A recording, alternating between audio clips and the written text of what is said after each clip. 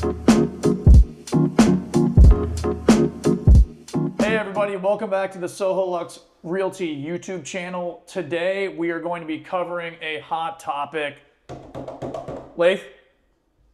50-year mortgages. Boom! All right, so where did this come from? Let's start there. So this, albeit I've done very limited research in just preparing for this video. I've done enough. It seems to me that it's a Trump proposed initiative with the goal being to make housing stock in America more affordable.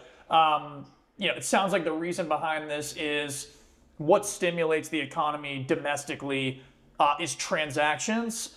A large chunk of those transactions are, purchasing a house to live in. It stimulates the economy from that regard, and it also, helps support U.S. banks and lenders because they're the ones that provide the mortgage on the home. Why does that make housing more affordable? Well, simply put, if you elongate the amortization schedule of that loan, meaning like, hey, I'm taking out a loan today, traditionally that loan is going to be due or it's going to balloon in 30 years or a 30-year amortization schedule. If you elongate that, I don't know, what is it, like 40% or something like that, it becomes 50. So basically that the principal balance of the loan, instead of being serviced over a 30-year period, 30-year AM, or 15-year period, 15-year AM, it now becomes a 50-year AM. Which basically lessens that loan balance burden month over month that you owe in your mortgage payment. So pretty much, if you get a 30-year mortgage, you'll pay off that mortgage in 30 years. If you get a 50-year mortgage, that mortgage will be paid off in 50 years. So obviously that means you're making less payments towards the principal and a lot more payments towards interest over the life of the loan. And I know, Davis, you have some statistics to read off and whatnot. Yeah. For the sake of an example, $500,000 home, 20% down payment, making the loan amount $400,000, assuming a 6% interest rate, 50-year loan or mortgage, you will owe over those 50 years total interest of $863,371 and some change. So the interest paid on a 30-year mortgage would be $463,352, which is still a significant amount. However, I'm sure if you guys look at your own personal mortgages, and I know Davis referenced a $500,000 house, that gets significantly more, obviously with a higher price home.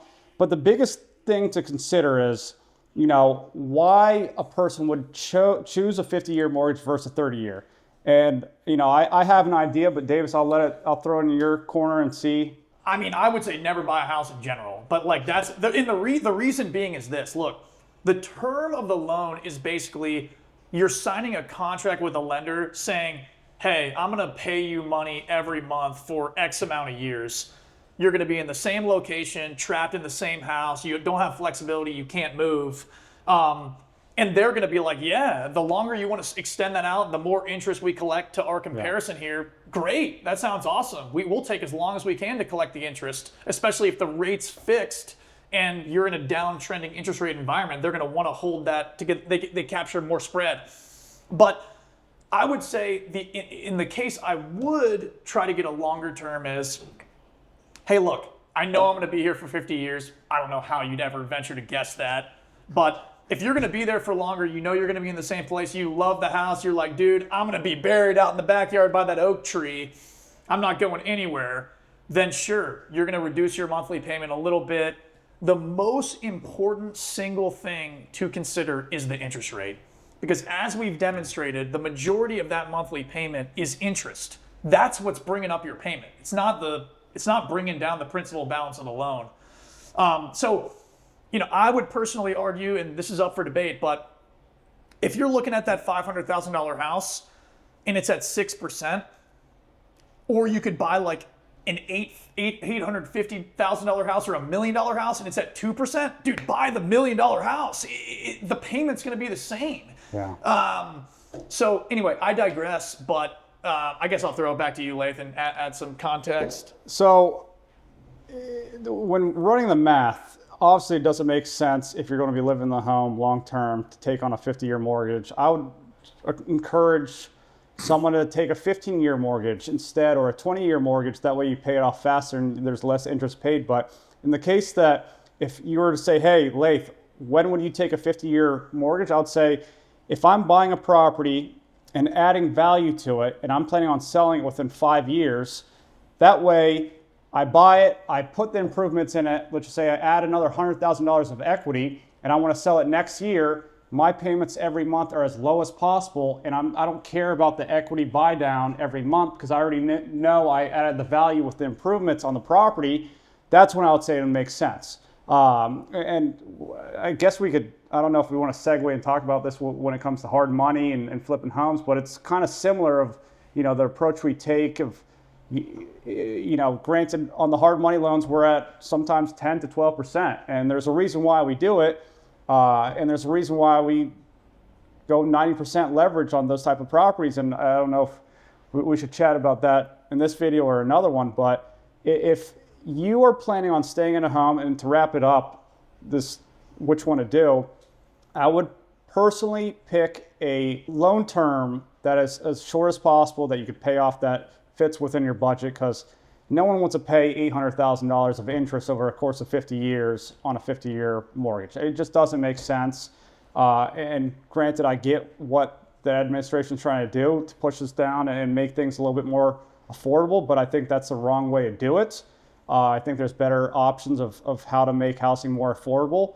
And this really is just making the banks richer at the end of the day. Yes, you're saving a couple $100 on your payment every month, but guess who wins at the end of the day? JP Morgan, Chase, Bank of America, they're the ones laughing at everyone getting a 50-year mortgage. And that's the truth of the matter. Yeah, and the bottom line is just to conclude things, it's like, if you want to stimulate the economy, you have to bring interest rates down. That is, because people aren't stupid. I mean, like, you know, you could throw out the allure of a, you know, elongated loan term, and yeah, the monthly payments reduce slightly, but like I said earlier, the biggest percentage of that payment by a long shot is the interest portion. When that's reduced, you know, by a point to a couple points, that payment is drastically reduced. And all of a sudden, despite the fact that values go up, the actual payment with respect to the amount of value you're purchasing in a home is reduced, and it's a better deal. And to go off Davis, I know a lot of the people applying for a home loan don't really understand that you could negotiate with the lender. Don't be afraid to negotiate with them. Even if it's a bank, say, hey, I want a quarter of a point off. I want to take the loan origination fee from 1.5% to 1.2%. Everything is negotiable. These are the rates that are set by the lenders and who knows what at the bank.